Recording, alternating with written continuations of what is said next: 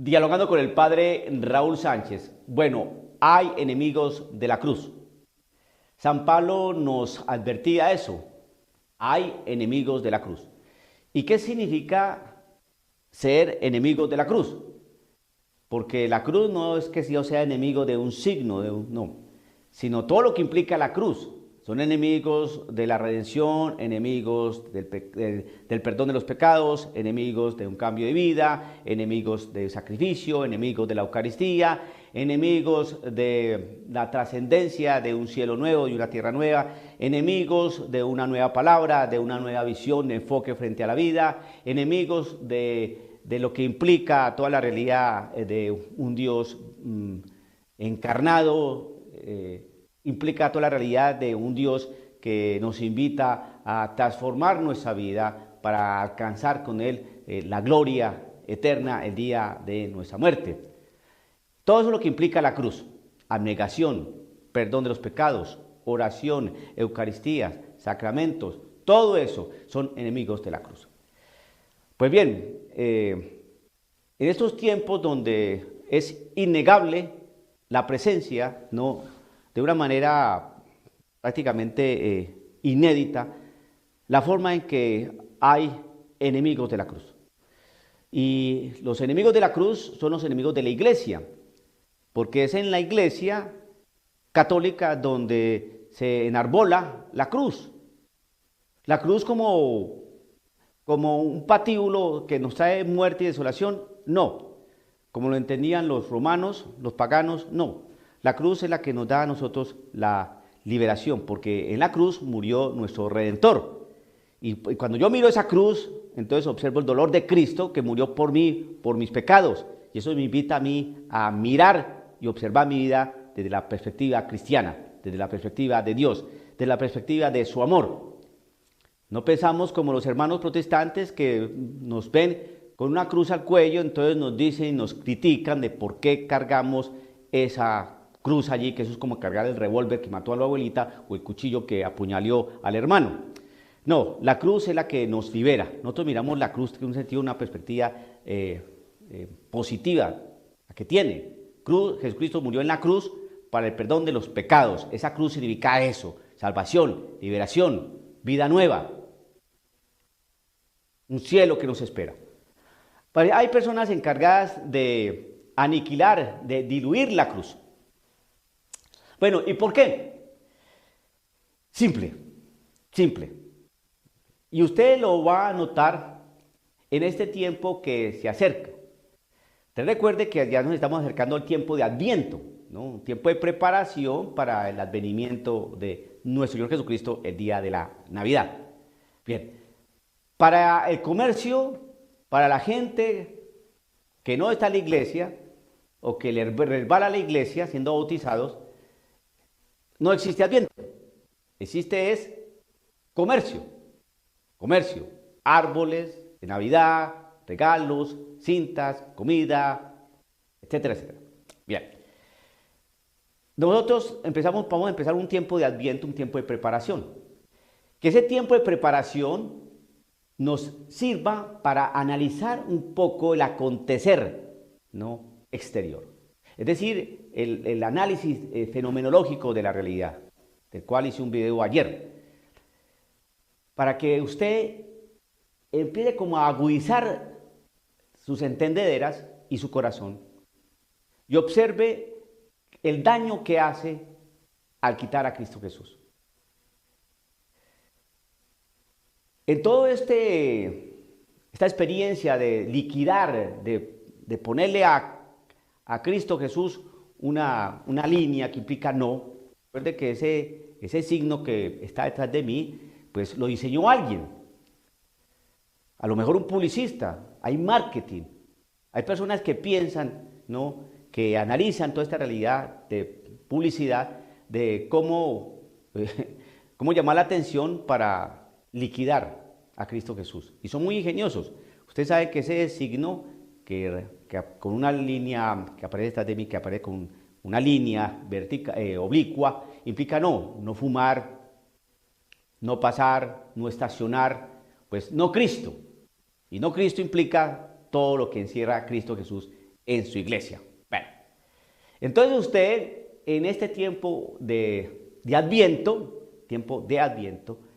va a hacer este ejercicio. ¿Por qué nos quieren liquidar o por qué nos quieren quitar a Cristo Jesús? ¿Qué se pretende con quitar a Cristo Jesús? ¿Qué pasaría si nos quitan a Cristo Jesús? A ver, entonces, primera recomendación, observe todo el exterior, vitrinas, todo lo que lo rodea a usted cuando sale a la calle. Observe usted lo que ve por televisión, comerciales, que tengan que ver con Cristo Jesús. ¿La Navidad tiene que ver con Cristo Jesús? Por supuesto, sin lugar a dudas. Mire a ver en un comercial cuando le hablan de Cristo Jesús. Le hablan de tiempos de paz, tiempos hermosos, fiestas maravillosas, reunidos en familia, la unidad del hogar, el compartir la cena entre amigos, un ambiente cálido, tomando chocolate con galletas, alrededor de una chimenea encendida y hermosa. Todo el contexto es plácido, bonito. ¿Cuándo le van a hablar de Cristo Jesús? Nunca. ¿Cuándo le van a hablar del Salvador del mundo? Nunca. ¿Cuándo le van a decir el sentido de estas fiestas navideñas? Nunca. Entonces, ¿usted qué atmósfera va experimentando? Una realidad hermosa sin Cristo. Cristo se va a tornar molesto, porque Cristo implica, vine al mundo por ti. Vine al mundo porque mi Padre Dios me envió acá. Y ahí se va entendiendo el amor de Dios, cuando envía a su Hijo Jesucristo, que se hace hombre y da la vida por cada uno de nosotros.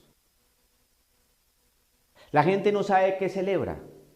Se siente muy bonito, se siente cálido, el abrazo, la alegría, la sonrisa, es un ambiente maravilloso. ¿Pero por qué?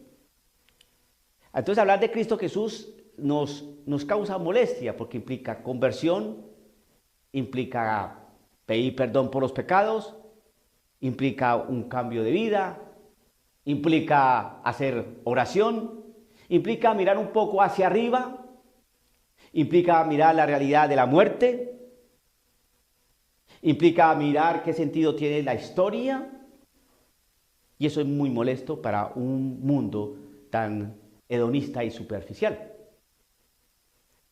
Pero es lo que vemos.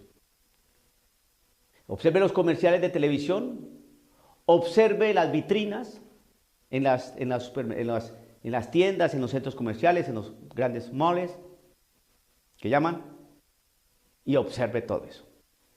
Entonces, ¿por qué se hace molesto Cristo? Cristo molesta mucho. Entonces, como no podemos quitar de tajo de una vez a Cristo Jesús, pues hablemos de Dios. Dios. Todas las culturas tienen un Dios. Hasta los que creen en Satán, ese es su Dios. Hasta los más malos tienen también su Dios, el diablo. Y tienen templos y hacen ahí sus oraciones y su culto. Eso existe en los Estados Unidos, existe en Colombia.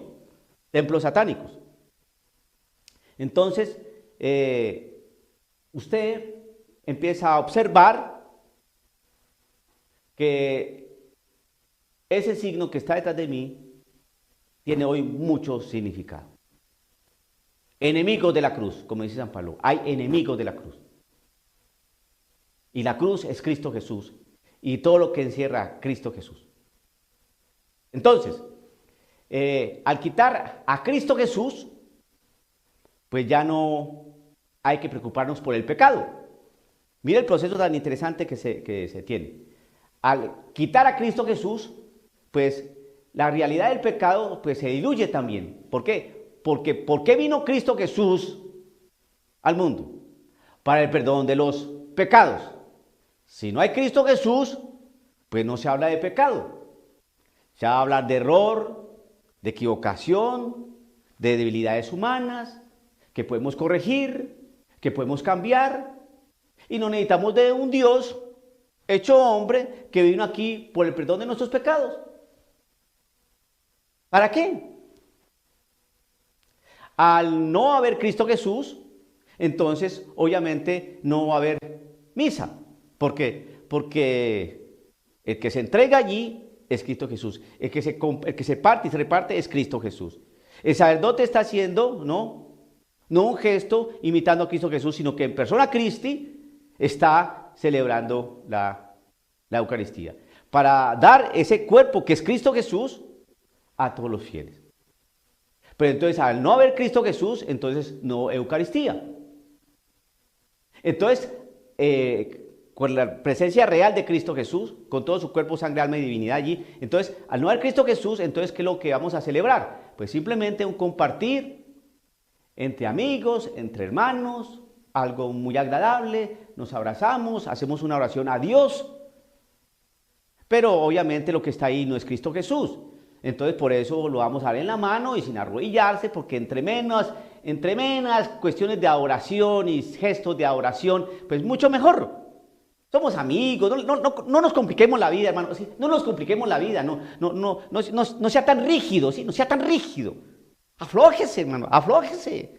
Tome la vida serenamente, deportivamente, ¿ya? Cómase ahí su galletica. No hay problema, amigos, abrazos, no es la misericordia de Dios que nos acoge a todos. Entonces, obviamente no hay pecado, no hay Eucaristía. Al no haber pecado ni Eucaristía, pues obviamente para qué sacerdote en la confesión. ¿Quién es el que perdona los pecados? Cristo Jesús. Cristo Jesús es el que perdona los pecados a través del sacerdote. Entonces, al no haber pecados ni Eucaristía para consumirla dignamente, pues ¿para qué va a haber sacerdote? ¿Para qué va a haber confesión? Entonces también liquidamos la confesión. Entonces todo eso es molesto. Entonces qué bueno ir a un lugar donde nos encontramos todos contentos, maravillosos, felices. No tenemos que estar confesados para comernos esa galleta. Cantamos, oramos a Dios. Dios nos ama, Dios nos quiere. Dios es maravilloso. Ese Dios es lindo. Ese Dios como me gusta a mí. Oiga, un Dios sin Cristo. Y ponga atención, cuando altos jerarcas de la iglesia, altísimos jerarcas de la iglesia, personas muy importantes de la iglesia, predican al cristiano, al pueblo de Dios, le hablan ahí de Cristo, por encima, ahí tangencialmente nombran a Cristo Jesús. Pero cuando hablan frente a personas que no son cristianas, hablan de Dios. ¿Qué es esa cosa? Los representantes, como yo siendo sacerdote, con el grupo de iglesia acá, los que son cursillistas, carismáticos, Legión de María, entonces les hablo de Cristo Jesús, de la Virgen María, de los santos, de la salvación, de la redención, de la Eucaristía, y ahí muy contentos con ellos, y cantamos, y alabamos, y celebramos la misa, ¿no? Y ya cuando termino de allí voy a irme a un grupo, ¿no?, de personas que no son cristianas. Y entonces, ¿qué le voy a predicar? ¿Les voy a hablar de Dios? ¿De cuál Dios? ¿Del amor de Dios? ¿De cuál amor de Dios? Al hablar de Dios, tengo que hablar quién es Dios y cómo conocemos a Dios. Tenemos que hablar necesariamente de que Jesucristo revela a Dios Padre. Y el único camino para llegar a Dios Padre es Cristo Jesús. Y el que ve a Cristo Jesús, ve al Padre. Y el amor de Dios se entiende en que envió a su Hijo Jesucristo, su único Hijo Jesucristo, para el perdón de nuestros pecados, muriendo en la cruz. Pero si yo frente a otros grupos que no, entonces simplemente pues no hablo de Cristo Jesús, sino hablo de Dios, pues hermano, ¿de qué Dios estamos hablando? A ver, ¿estamos hablando del mismo Dios? Entonces, ¿cómo se logra ese diálogo? ¿Cómo se logra? Entonces, simplemente silenciar. Y así no se logran las cosas. Ese es el gran problema. Cuando se trata de dialogar con personas de otras religiones, ¿qué es lo que se pretende? La nostra aetate. Documento del Concilio Vaticano II. No es muy largo. no es tratar de dialogar para llegar a la verdad. No es simplemente dialogar y tomamos café y tomamos un refresco y sí, qué bonito, Dios, claro, estupendo, maravilloso. Y tardamos años y años hablando de Dios, pero no toque a Cristo, ni se le ocurra tocar la verdad, porque daña las relaciones, las daña. Es mejor hablar de un Dios así vaporoso, etéreo, ahí sí, algo por ahí que hermoso que nos une. Pues bien, Cristo se hace incómodo y así usted va a ver, así va a ver que nos hablan de Dios y de Dios, pero no nos hablan de Cristo Jesús, que es Dios encarnado. No nos hablan de su Espíritu Santo. Quiero que ponga atención en este tiempo de Adviento para que usted reflexione su vida y su relación con Cristo Jesús. Para que usted piense, ¿no?, que esto que se llama Adviento es un volver a replantearse, ¿no?, el nacimiento del Mesías. Es volver como a reoxigenar su corazón respecto a la presencia de Dios hecho hombre y que creció y nació en un pesebre, como cualquier niño en pañales. Es replantearse por qué esa realidad y el proceso que tiene Dios Padre dentro de su plan de salvación, Cristo Jesús. Es para que usted se replantee que Jesucristo vino a traer la paz al mundo. Y entonces, ¿por qué después de tanto tiempo lo quieren desdibujar? Lo quieren volver un mamarracho, un monigote, algo de caricatura. De hecho, hay que sacarlo, porque se hace incómodo. Y aparece lo que aparece en el libro del Génesis. Mira, ahorita nos incomodas, Dios. No nos digas lo que tenemos que hacer o no hacer. Deja que nosotros ya somos adultos y sabemos elegir. No te metas.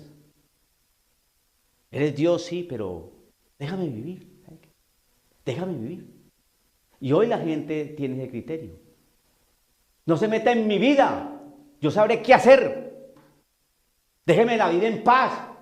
Si me la daño, pues yo veré. Así, la arrogancia, la prepotencia. Porque ese Cristo se me hace muy incómodo para llevar a efecto lo que yo quiero hacer. No a Cristo. Sacamos a Cristo, no hay pecado, no hay sacramentos, no hay Biblia, no hay nada. A quitar eso, entonces la gente, pues, de alguna manera tiene que apoyarse en una realidad porque su realidad antropológica y trascendente que Jesús Dios la lleva a todo ser humano, la realidad del más allá, ¿qué pasa? Hay algo más profundo que mi propia vida y lo terreno. Entonces, como el hombre está en esa búsqueda, porque es un ser infinito, entonces se va a agarrar de la propuesta que le van a ofrecer. Al quitar a Cristo Jesús, que es el que le da el sostén, y la realidad espiritual trascendente, al carecer de eso, porque Cristo es incómodo, de esta manera el ser humano está sediento de sostenerse en otra cosa, de encontrarle con mayor sentido. Entonces vienen las estructuras de orden político, ofreciendo las soluciones a los problemas y las soluciones aparentes a los problemas, como dice el numeral 675 del Catecismo de la Iglesia Católica. Y entonces le propone a usted una serie de cosas para que usted se cuelgue allí y se agarre de allí. Pero son propuestas netamente humanas y aparentes que no le van a dar la solución a lo más profundo que usted tiene ahí en su corazón. Entonces, usted va comprendiendo entonces quién es el anticristo y cuántas personas han actuado como anticristo. Todos los que se oponen a Cristo, a su palabra, a su mensaje, a su propuesta, a su proyecto. Y Cristo, pues está en su iglesia, que él la fundó. Pues aparece un anticristo, obviamente aparece una antiiglesia y un antievangelio. Voy a dar un ejemplo y con esto termino. Si en el Evangelio dice, el que se casa, se divorcia y se vuelve a casar, comete adulterio. Eso lo dice Cristo Jesús. Eso lo dice en su iglesia.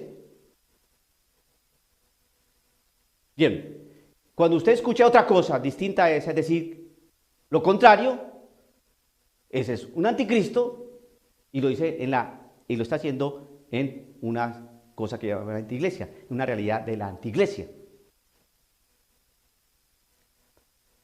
Otro, si usted ha escuchado que se dijo desde un principio los creó Dios hombre y mujer, y dejará el hombre a su padre y a su madre, y se unirá a su mujer, y los dos serán una sola carne, y lo que une Dios no lo separa el hombre, eso lo dijo Dios,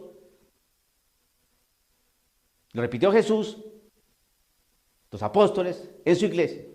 Y usted escuche otra cosa distinta, es decir, lo contrario, que sí, vale hombre con hombre y mujer con mujer, entonces ya va entendiendo quiénes son los anticristos y la antiiglesia que está formando. Si usted escucha en la iglesia que se dice que coma mi cuerpo y beba mi sangre tendrá la vida eterna, porque mi carne es verdadera comida y mi sangre verdadera bebida, y que nos enseña que para poder comer ese cuerpo y comer y beber esa sangre, hay que examinar muy bien la conciencia para comulgar dignamente y no acarrearse la propia condenación, como dice Corintios 11. Eso usted lo escucha de gente cristiana, por parte de Jesús, los apóstoles, San Pablo, ¿no? La tradición de la iglesia, el magisterio, dentro de esa iglesia, eso es. Y si usted escucha por allí, que hay por allá un señor en Alemania muy importante, un obispo, que está trabajando por la intercomunión, es decir, que el luterano, así no crea en Cristo Jesús y así no crea en la confesión, puede comulgar. Entonces usted está viendo que se puede ser un anticristo y está conformando una cuestión que llama una realidad, un ente llamado antiiglesia. Cuando usted escucha en la palabra que Dios es amor y Dios manifestó su amor enviando a su Hijo Jesucristo, a su único Hijo Jesucristo, para el perdón de los pecados en la cruz, derramando su sangre en la cruz, eso lo dijo Jesucristo, perdón, eso lo dijo el San Juan, está en el Nuevo Testamento, está en la Sagrada Escritura, está en la iglesia, ¿no? Pero si usted empieza a escuchar que el amor, y que creo en el amor, y vive el amor, y no nos explican en qué consiste el amor, entonces usted va viendo la realidad del anticristo y de la antiiglesia. Usted se puede dejar cautivar y sugerir, ¿no? Y caer en el lenguaje del amor. Lo importante es amarnos, caminar juntos, hacer un proyecto juntos. ¿Y cómo? Con el amor, todos amándonos. ¿Y cómo sabemos eso? ¿Cómo sabemos y entendemos ese amor? Si no nos hablan de Cristo Jesús. Hay que tener mucho cuidado con eso, porque ahí se está viendo una realidad de anticristo y una realidad de antiiglesia con un antievangelio. Lo dijo su santidad Karol Wojtyła en el año 1976, solamente estamos en el 2020 y lo estamos viviendo. Esto va de una manera acelerada. Quitemos la cruz de Cristo y obviamente todo lo que implica la cruz de Cristo. Que este tiempo de Adviento usted se dé ese espacio para mirar qué sentido tiene Cristo Jesús aquí en la tierra. ¿Qué sentido tiene la Navidad? Porque usted se va a morir. Usted tiene que darle un norte a su vida. Dejarse de tanta superficialidad, centrarse un poco y encontrar la verdadera paz y el verdadero gozo que trae tener fe en Cristo Jesús.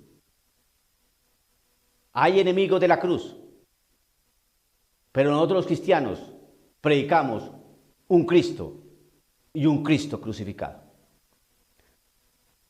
Dialogando con el padre Raúl Sánchez.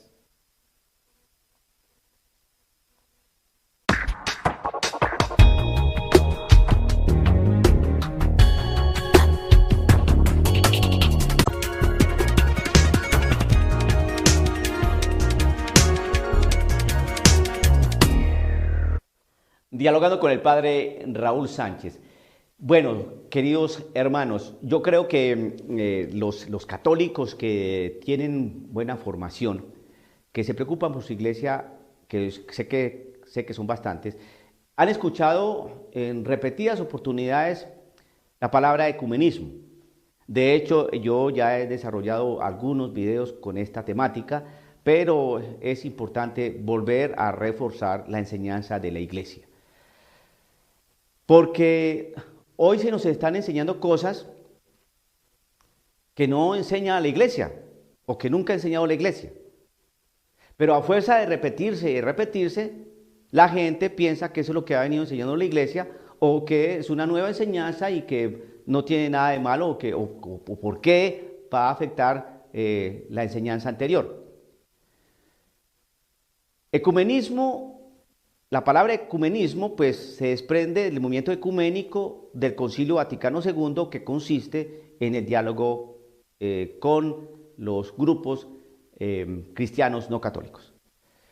A partir de la mal llamada Reforma Protestante en el siglo XVI, con el señor Martín Lutero, pues se fueron creando una serie de grupos de iglesia que también se desprendieron de Martín Lutero, pues apareció luego Zwinglio, Erasmo, Knox, Enrique VIII y posteriormente otros. Y se fueron dividiendo y subdividiendo. Se apartaron de la Iglesia Católica.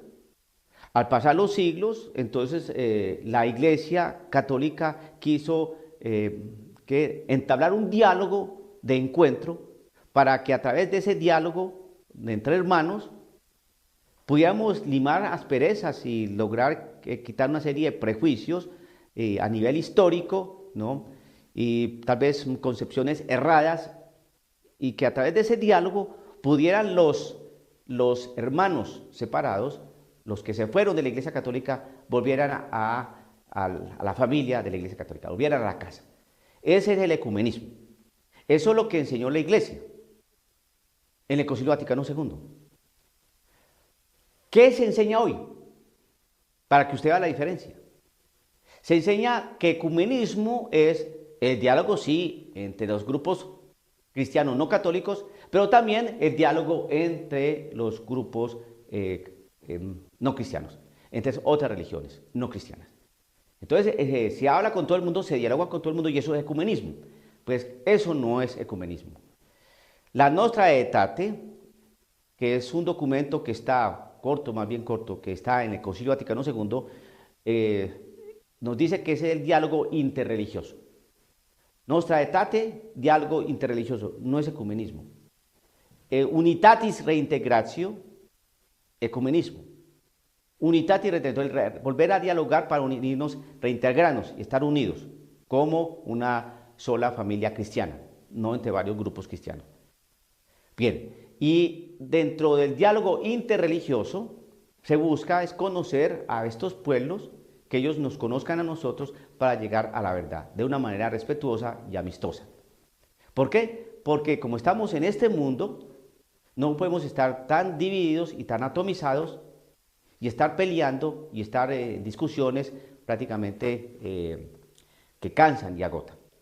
Entonces, usted va viendo que una cosa es el ecumenismo o el diálogo ecuménico y otra cosa es el diálogo con las religiones no cristianas. El Concilio Vaticano II, en su proemio, dice lo siguiente: declaraciones sobre las relaciones de la Iglesia con las religiones no cristianas. Eso es Nostra Aetate. Eso no es ecumenismo. Eso es diálogo interreligioso. Diálogo que tiene la Iglesia Católica con otras religiones. Hoy el ecumenismo es todos dialogamos, todos nos abrazamos, todos contentos porque tenemos un mismo Dios y todos somos hermanos, ¿no? Y todos felices y y muy contentos. ¿Qué dice este documento? Todos los pueblos forman una comunidad. Tienen un mismo origen, puesto que es Dios.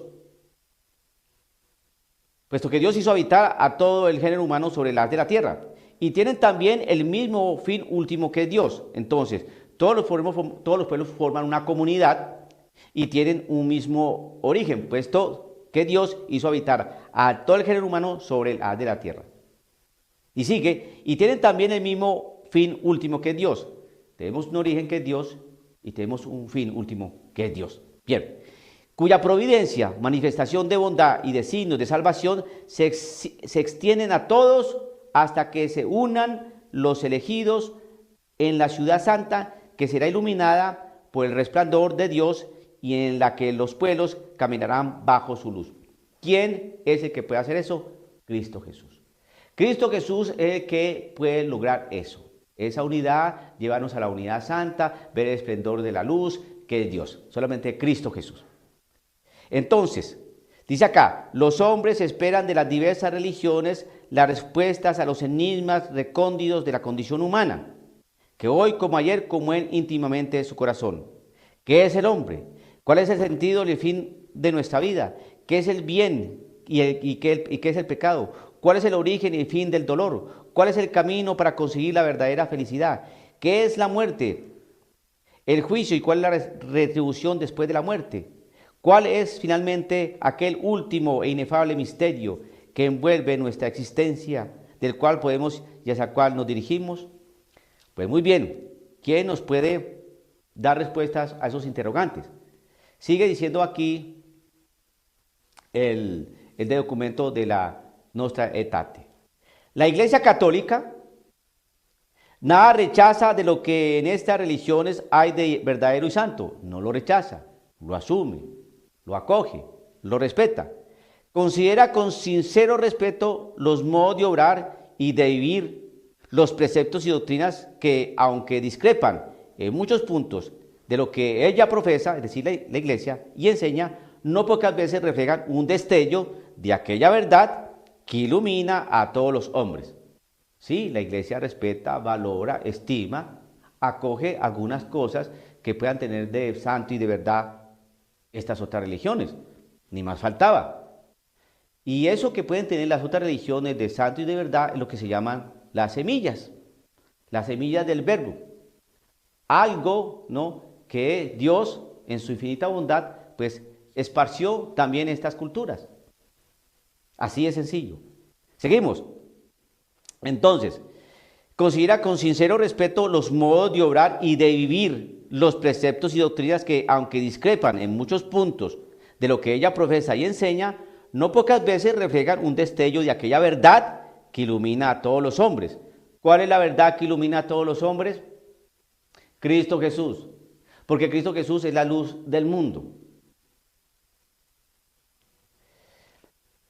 La verdad que ilumina a todos los hombres. Anuncia y tiene la obligación, es decir, la Iglesia anuncia y tiene la obligación de anunciar constantemente a Cristo, que es el camino, la verdad y la vida, en quien los hombres encuentran la plenitud de la vida religiosa y en quien Dios reconcilió consigo todas las cosas. Entonces, respetando los modos, las expresiones, la cultura de las religiones no cristianas, la Iglesia anuncia y tiene la obligación de anunciar constantemente a Cristo, que es el camino, la verdad y la vida. Documento de la Nostra Aetate. Hoy, ¿qué se está haciendo? Con el diálogo ecuménico y con el diálogo interreligioso, es decir, la Nostra Aetate, diálogo interreligioso, y la Unitatis Reintegratio, ecumenismo. ¿Qué se está haciendo? Pues se está dialogando, pero no se está anunciando a Cristo. Estamos cediendo posturas, estamos cediendo doctrinas, estamos cediendo una serie de cosas que hacen parte de la verdad revelada en cuanto al diálogo con cristianos no católicos, y estamos silenciando a Cristo Jesús para no tener problemas con otras religiones. Hombre, es que dialogar con los judíos y empezar a hablar de Cristo Jesús. Hombre, si ellos lo mataron, ¿cómo vamos a hablar de Cristo Jesús? Hombre, pues hablar con los musulmanes, pero hablar de Cristo Jesús sabiendo que ellos consideran a Cristo Jesús como uno más, el profeta es Mahoma. Y hablar de Cristo Jesús, no, por lo tanto, eso de Cristo Jesús. Entonces, ¿qué es lo que dice aquí? Anuncia y tiene la obligación de anunciar constantemente a Cristo, que es el camino, la verdad y la vida, en quien los hombres, todos los hombres, no se excluye absolutamente a nadie, encuentran la plenitud de la vida religiosa. Nostra aetate, proemio, Concilio Vaticano II. ¿Ve la diferencia de enseñanza? Hoy no se toca a Cristo. Se habla de Dios, sí, pero es que todas las religiones hablan de Dios. Estoy hablando concretamente en el caso del diálogo interreligioso. Entonces usted está viendo aquí el cambio de postura, de visión y enfoque de la Iglesia Católica hoy. Hace 60 años se estaba hablando, sí, efectivamente, de lograr integrarnos, de quitar una serie de prejuicios en cuanto a los hermanos separados, para que ellos vuelvan a la iglesia, a la familia de la cual salieron algún día, y se nos habla de un diálogo interreligioso para que, conociéndonos en un diálogo de amistad, valorando y respetando sus modos, sus expresiones en sus religiones, pero la iglesia tiene la obligación y la necesidad de hablar de Cristo Jesús. Pues ni en el diálogo ecuménico se está hablando de Cristo Jesús, sino que se está cediendo posturas de la doctrina de Cristo Jesús para acceder a las doctrinas que no son completas de Cristo Jesús, porque ellos no tienen la Biblia completa, no tienen la Eucaristía, no veneran a los santos, no veneran a la Virgen María. Entonces entienda ese tipo de cosas. Estamos cediendo espacios para el abrazo, el encuentro, la amistad, cada uno con sus convicciones y su fe. No importa. No, señor. Aquí en el documento de la Nostra Aetate, concretamente, nos habla es de otra cosa. Yo quisiera que le pusieran atención a los discursos en cuanto a los diálogos ecuménicos, los diálogos interreligiosos. En cuanto al diálogo interreligioso que tiene la Iglesia Católica con otras religiones.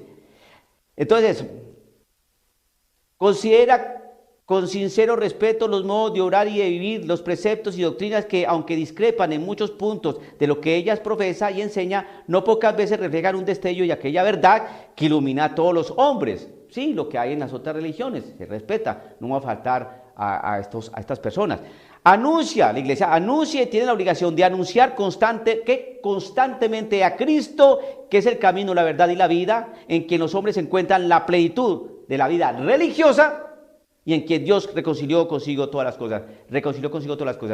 A ver si se enuncia a Cristo Jesús de una manera clara, expresa, que muestre que se cumple esto. No, entre menos hablemos de Cristo Jesús, mucho mejor. Se habla de Dios. Dios. Si se habla de Dios sin Cristo, ¿qué Dios me estás hablando? He ahí la situación compleja y yo simplemente estoy leyendo lo que dice la misma iglesia. Yo aquí no estoy opinando. Pero usted se va a tener que dar cuenta, si no se ha dado cuenta todavía, cuál es el lenguaje que se utiliza en el diálogo interreligioso. De Cristo no se habla. No se habla. Dialogando con el padre Raúl Sánchez.